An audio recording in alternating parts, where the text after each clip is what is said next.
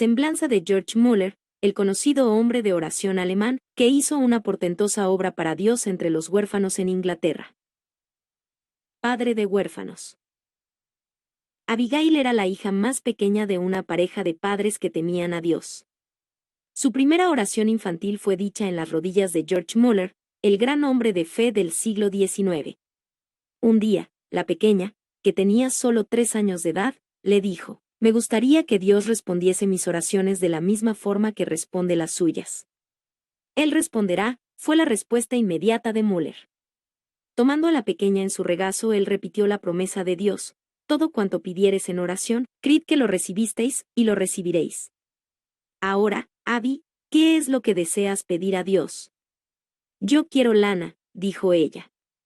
Entonces él, juntando las manos en actitud de oración, dijo: «Ahora, repite lo que yo voy a decir. Por favor, Dios, manda lana para Abby, por favor, Dios, manda lana para Abby», repitió la niña, y saltando, corrió para jugar, perfectamente satisfecha. De repente ella volvió, y, subiendo a sus rodillas, dijo: «Por favor, Dios, manda en colores variados». Al día siguiente ella se llenó de gozo y alegría al recibir una caja que vino por el correo, con una gran cantidad de ovillos de lana de colores variados.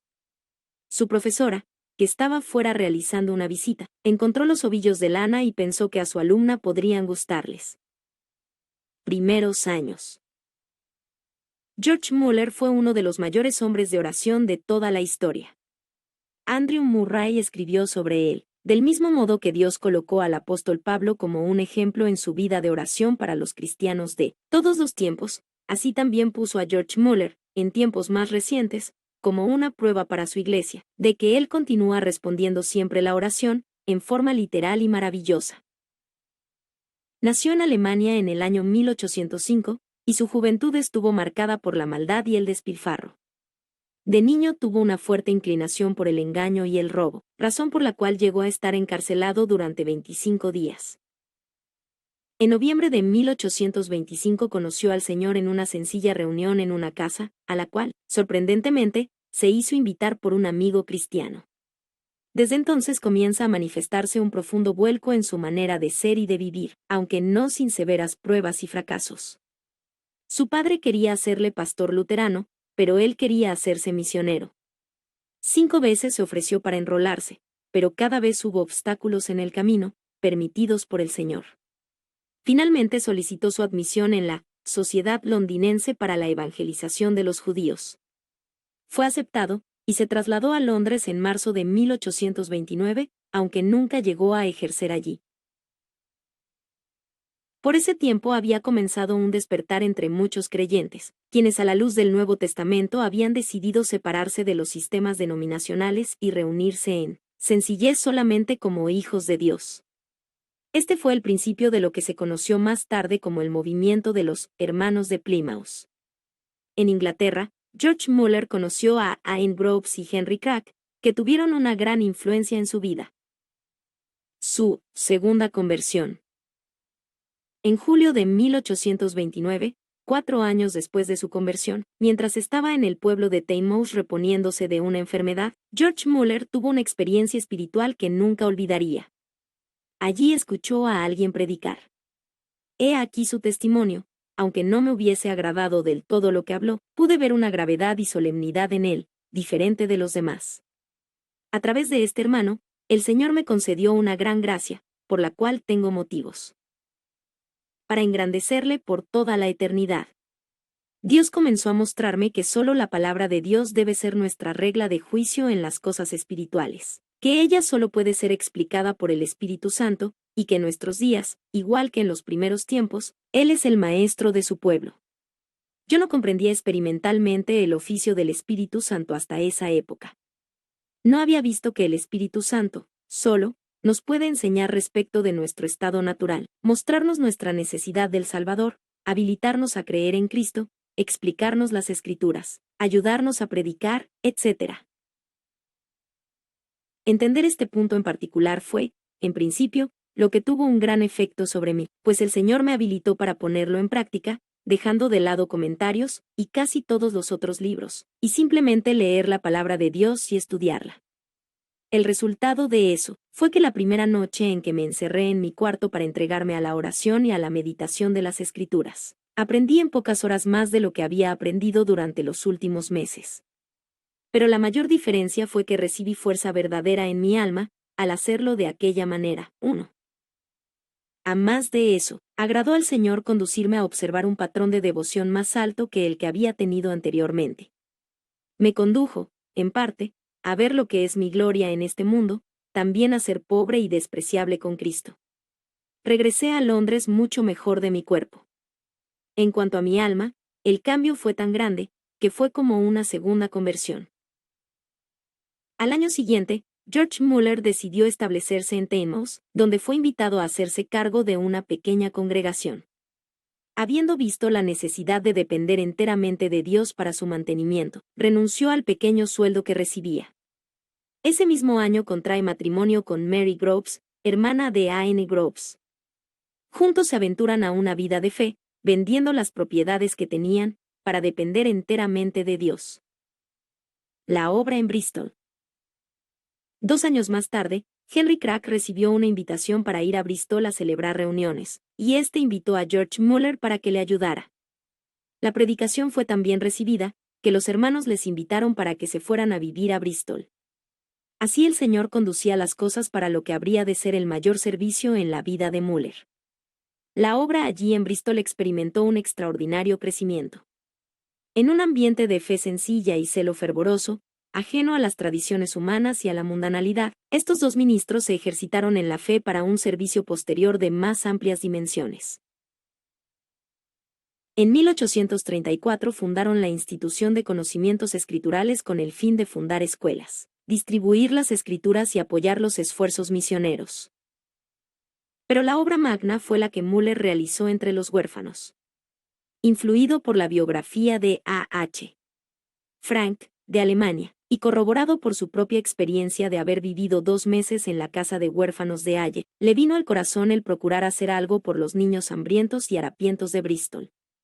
Una experiencia muy triste vivida en una de las escuelas de la institución, y la dirección que le daba la palabra del Salmo 81, 10, abre tu boca que yo la llenaré, apuraron la realización de ese anhelo. Así fue como en diciembre de 1835, luego de someter el proyecto a un grupo de hermanos, se concretó la idea, arrendándose una casa para atender a un grupo de niñas. Al año siguiente se arrendó una segunda casa para niños pequeños, y una tercera para niños más grandes. Los primeros colaboradores en esta obra ofrecieron incluso sus muebles personales y su servicio gratuito. George Muller pensaba que si él, siendo un hombre pobre, y sin pedir nada a nadie sino a Dios, podía conseguir los medios suficientes para abrir y mantener una casa de huérfanos, habría un testimonio concreto de que Dios contesta las oraciones de su pueblo. Debido a la demanda de cupos, pronto se hizo evidente que sería necesario tener casas propias, construidas expresamente para tal propósito. Como respuesta a la oración, desde el 10 de diciembre de 1845, se empezaron a suceder los donativos. Así fue como pronto se compraron los terrenos a un precio muy rebajado y se comenzó la construcción. El 18 de junio de 1849, los 300 niños que a esa fecha eran atendidos, se fueron a su nueva casa, ubicada en el distrito de Ashley Down. 8 años después, en noviembre de 1857, se inauguró la segunda casa, para la recepción de 400 huérfanos más. Pero eso no fue todo. En marzo de 1862 se abrió la tercera, con capacidad para 450 niños. En noviembre de 1868 se inauguró la cuarta, y en enero de 1870, la quinta. En total, los 5 edificios tenían una capacidad para más de 2.000 niños y niñas. No se trataba de construcciones livianas, levantadas como de emergencia, sino de piedra, muy sólidas, que fueron capaces de sortear el paso de los años. 25 años pasaron entre la construcción de la primera y la última casa, lo cual demuestra que no fue obra de un solo impulso generoso, ni de precipitación, sino de paciente espera en Dios, venciendo los obstáculos y allanando las dificultades por medio de la oración. Un botón de muestra. La fe de George Muller y de sus colaboradores tuvo muchas ocasiones de ser probada en el orfanato. como no, si vivían por fe día tras día. Entre las variadas experiencias vividas, hay algunas que no pueden dejar de mencionarse. Cierta vez no había nada para ofrecer a los niños al desayuno. Los niños se sentaron en torno a las mesas como de costumbre. Allí estaban los platos y los jarros, pero no había nada en ellos. Entonces Müller dijo: «Daremos gracias a Dios por lo que vamos a recibir». No bien habían terminado de orar, cuando sonó un aldabazo en la puerta. Un lechero mayorista había tenido un accidente, rompiéndose una de las ruedas de su vagón frente a la puerta del orfanato, por lo cual había entendido que debía entregar la leche a los niños.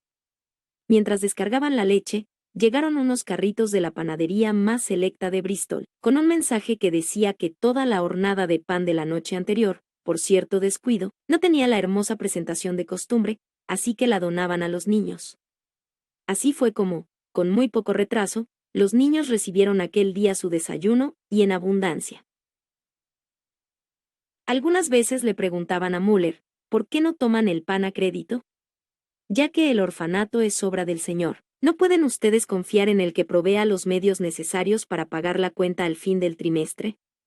Parecía una buena pregunta, pero Müller tenía una mejor respuesta para ella. Dios no solo suplirá lo necesario, sino que lo hará en el tiempo preciso. ¿Por qué confiar en Dios para el fin del trimestre y no confiar en Él ahora?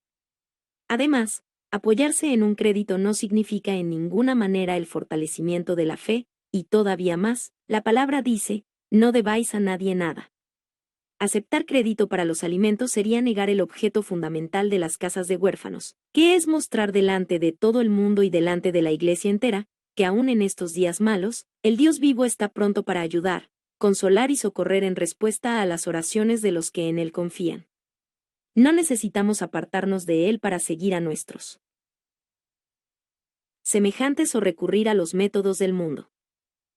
Un retrato doméstico. Para ser mejor conocido, George Müller necesitaba ser visto en su vida doméstica simple y diaria. A. T. Pearson, en su libro, George Müller de Bristol, relata así: «Fue mi privilegio encontrarlo frecuentemente en el departamento número 3, que era el suyo, en el orfanato.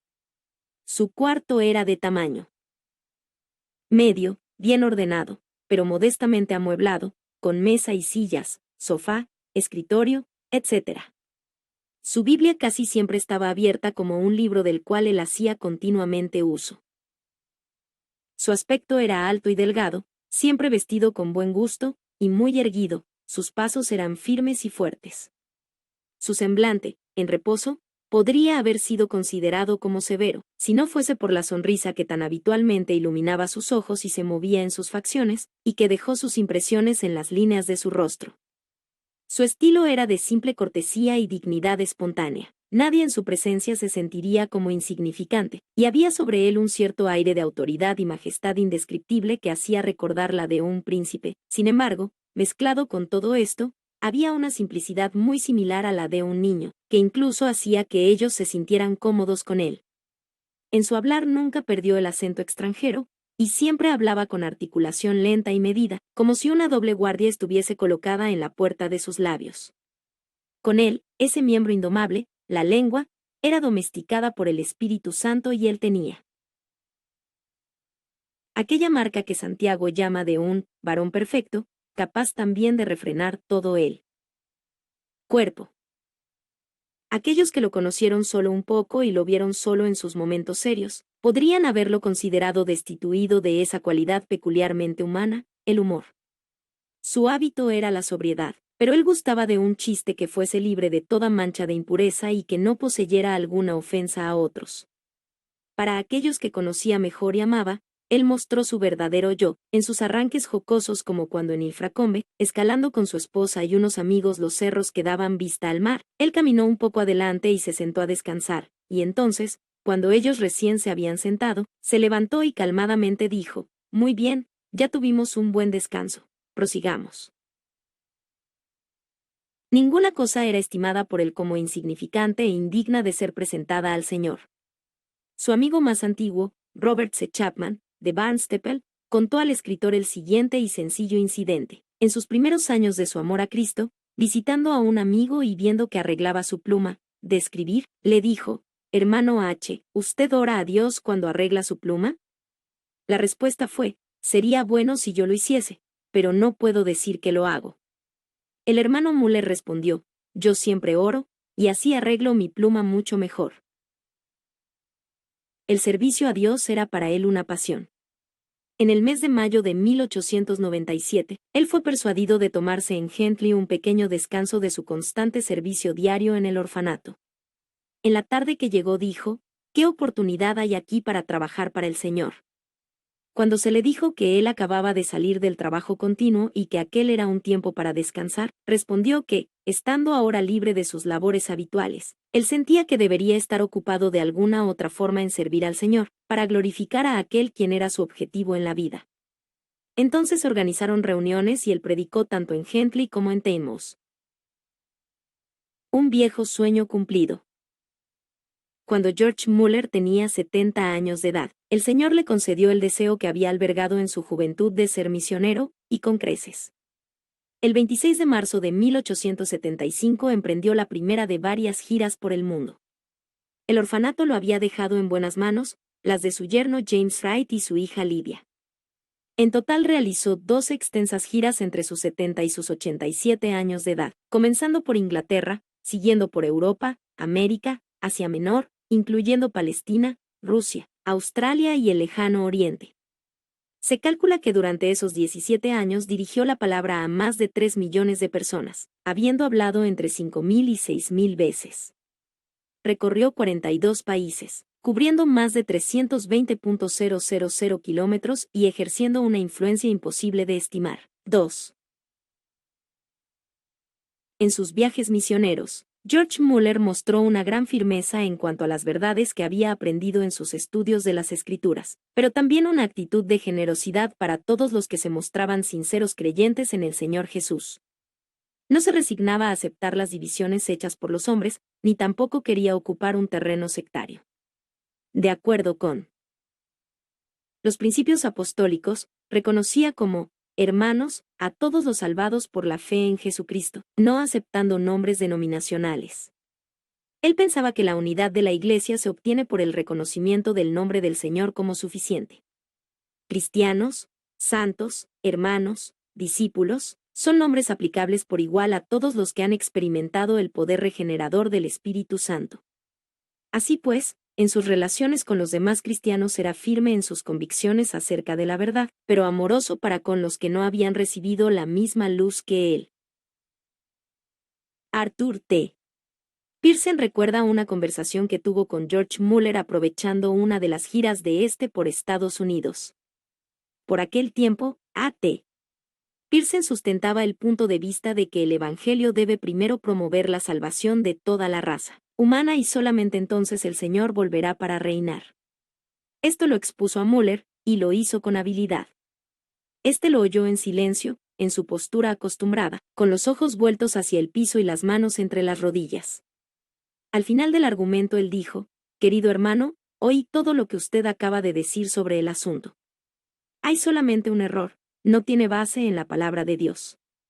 Entonces abrió la Biblia y durante 2 horas mostró lo que la palabra de Dios enseña, y continuó el asunto por 10 días. Fue un acontecimiento definitivo en el ministerio de A.T. Pearson. G.H. Lang, en su autobiografía, recuerda haber oído a George Muller en una conferencia de la Asociación Cristiana de Jóvenes. Habló 1 hora y 15 minutos. Esto fue lo que escribió después. Aunque tenía 92 años, él permaneció firme y erguido e hizo un resumen, con voz muy clara, de sus 70 años de servicio a Dios. Sin usar notas, presentó hechos y datos exactos sobre la obra de asistencia a los orfanatos, distribución de folletos y Biblias, así como de sus viajes por el mundo. El número de huérfanos atendidos, de libros distribuidos, de países visitados, de dinero recibido, hasta el menor centavo en cada cuenta, todo fue relatado, y la gran exposición fue coronada con las memorables palabras: Dios todavía está vivo, y hoy, como hace millares de años atrás, Él oye las oraciones de sus hijos, y ayuda a quienes confían en Él. La notable preservación de su salud y fuerza en la vejez, la atribuía Muller, bajo la providencia de Dios, a 3 cosas. 1. el hábito de mantener una conciencia sin ofensa delante de Dios y delante de los hombres. 2. El amor que sentía por las Sagradas Escrituras y el poder recuperativo que ejercían en todo su ser. 3. El contentamiento de espíritu que tenía en el Señor y en su obra, encontrándose así aliviado de toda ansiedad y afán, con su consiguiente desgaste físico y nervioso, en todos sus trabajos y responsabilidades. Una obra portentosa. Quien leyese el informe financiero anual del trabajo de George Muller, descubriría que había un donador anónimo, que se identificaba como un siervo del Señor Jesús que procura depositar tesoros en el cielo por el amor constreñidor de Cristo. El donador no era otro que el propio Muller. El total de sus ingresos personales ascendió a 93.000 libras esterlinas, de las cuales ofrendó para la obra 81.490 libras, 18 chelines y 8 peniques, unos $400,000, más del 87% del total. Él afirmó: mi objetivo nunca fue cuánto yo iría a conseguir, sino cuánto yo iría a dar. En el momento de su partida tenía apenas 169 libras, 9 chelines y 6 peniques, unos $850. De esta pequeña cantidad, cerca de 100 libras, $500, era el avalúo de sus libros y muebles, y había solamente 60 libras en dinero, $300, que estaban esperando para ser donados. El orfanato, de 5.200 metros cuadrados, levantado por George Muller, es un gran monumento a la fe sencilla en la palabra de Dios. Cuando Dios puso en su corazón el deseo de construirlos, él poseía apenas 2 chelines, medio dólar. Sin permitir que nadie supliese sus necesidades, excepto Dios, fueron enviadas a él cerca de 1.400.000 libras esterlinas, unos $7 millones, para la construcción y mantenimiento de aquellas casas. Durante todos los años, desde la llegada del primer huérfano, el Señor envió el alimento a su debido tiempo. Gracias a eso, ellos jamás quedaron sin siquiera una comida por falta de provisión. A más de esto, a la fecha de su muerte, unas 122.000 personas habían sido enseñadas en las escuelas sostenidas por los recursos financieros que el Señor le había confiado, y cerca de 282.000 Biblias y 1.500.000 Nuevos Testamentos habían sido distribuidos.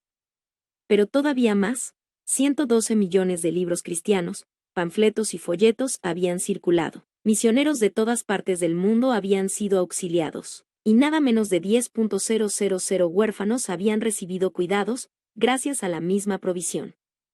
¿Cómo George Muller hizo eso? Sin ningún apoyo mundial, sin solicitar ayuda a nadie, sin contraer deudas, sin comisiones, suscripciones o membresías, sino solamente por la fe en el Señor. George Muller afirmó que él creía que el Señor le había dado más de 30.000 almas en respuesta a la oración. Y esto, no solo entre los huérfanos, sino también muchos otros por los cuales él había orado fielmente todos los días, en la fe que ellos podrían ser salvos. En uno de esos casos, él oró por 2 amigos durante más de 62 años, 3 meses, 5 días y 2 horas. Cuando le preguntaron si esperaba que aquellos 2 amigos fuesen salvos, él respondió: definitivamente. ¿Usted piensa que Dios dejaría de lado una oración de más de 60 años hecha por uno de sus pequeños, sin importarle? Poco tiempo después de la muerte de Muller, aquellos 2 amigos fueron salvos. El miércoles 10 de marzo de 1898, a los 93 años de edad, George Muller partió para estar con el Señor. Perfil de un carácter notable. Según Arthur T. Pearson, 3 cualidades o características resaltan de manera bastante notable en George Muller: la verdad, la fe y el amor. La verdad es un centro sobre el cual se refleja la franqueza, la sinceridad, la transparencia y la simplicidad propias de un niño. La verdad es la piedra angular por excelencia, pues sin ella nada más es verdadero, genuino y real. Desde la hora de su conversión, su autenticidad fue en aumento. De hecho, había en él una escrupulosa exactitud que, a veces, parecía innecesaria. Más de alguien sonreía de la precisión matemática con la cual él relataba los hechos, en su diario, dando los años, días y horas desde que fue traído al conocimiento de Dios, o desde que comenzó a orar por algún asunto concedido, y las libras, chelines, peniques, medio peniques, e incluso cuartos de penique que formaban la suma total gastada para un determinado propósito. Vemos la misma exactitud escrupulosa en la repetición de las afirmaciones, sean de principios o de ocurrencias, que encontramos en su diario, y en las cuales frecuentemente no hay ni siquiera la inexactitud de una palabra. Sin embargo, todo esto tiene un significado. Inspira absoluta confianza en el registro de los negocios del Señor. La fe era la segunda de las características centrales de George Muller, y era únicamente el producto de la gracia. Él hallaba en la palabra del Señor, en su bendito libro, una nueva palabra de promesa para cada nueva crisis de prueba o de necesidad. Él colocaba su dedo sobre el texto y entonces miraba a Dios y decía: Tú dijiste. Yo creo. Persuadido de la verdad infalible de Dios, él descansaba en su palabra con fe resuelta, y consecuentemente, él quedaba en paz. Si George Muller tenía alguna gran misión, esa no era fundar una institución de fama mundial, de forma alguna, aunque fuera útil en distribuir Biblias, libros o folletos, o en dar un hogar y alimentar a millares de huérfanos, o en fundar escuelas cristianas y auxiliar obreros misioneros. Su principal misión era enseñar a los hombres que es seguro creer en la palabra de Dios, descansar implícitamente sobre lo que sea que Él haya dicho y obedecer explícitamente lo que sea que Él haya mandado. Esa oración ofrecida en fe, confiando en su promesa y en la intercesión de su querido Hijo, nunca es ofrecida en vano, y que la vida vivida por la fe es un andar con Dios, al lado afuera de las propias puertas del cielo. El amor, la tercera de esa Trinidad de gracias, era el otro gran secreto y lección de esta vida. ¿Y qué es el amor? No meramente un afecto complaciente por aquello que es amable, lo que es, frecuentemente, un medio egoísmo deleitándose en la asociación y en la comunión de aquellos que nos aman. Amor es el principio de altruismo. El amor no busca lo suyo propio. Es la preferencia de la satisfacción y del provecho del otro, por encima de lo nuestro, y, por eso, es ejercitado en dirección a lo ingrato y desagradable, para que Él pueda elevarlos a un nivel más alto. Tal amor es benevolencia, en vez de complacencia, y asimismo Él es, de Dios, pues Él ama al ingrato y al malo. Tal es la autonegación del amor. George Muller escogió la pobreza voluntaria para que otros pudiesen ser ricos, y la pérdida voluntaria para que otros pudiesen ganar. Su vida fue un largo esfuerzo por bendecir a otros, para ser el canal de llevar la verdad, el amor y la gracia de Dios a ellos. A menos que el sacrificio voluntario de amor sea tomado en cuenta, la vida de George Muller todavía permanecerá en el enigma. Lealtad a la verdad, obediencia a la fe, sacrificio de amor forman la llave triple que abre para nosotros las cámaras cerradas de aquella vida. Alguien le preguntó cuál era el secreto de su obra. Él dijo: hubo un día en que yo morí completamente, y, tal como él dijo, él se curvó más y más bajo hasta que casi tocó el piso. Morí para George Muller, sus opiniones, preferencias, gustos y voluntad morí para el mundo. Su aprobación o censura morí para la aprobación o censura incluso de mis hermanos y amigos, y desde entonces he intentado solamente mostrarme aprobado delante de Dios.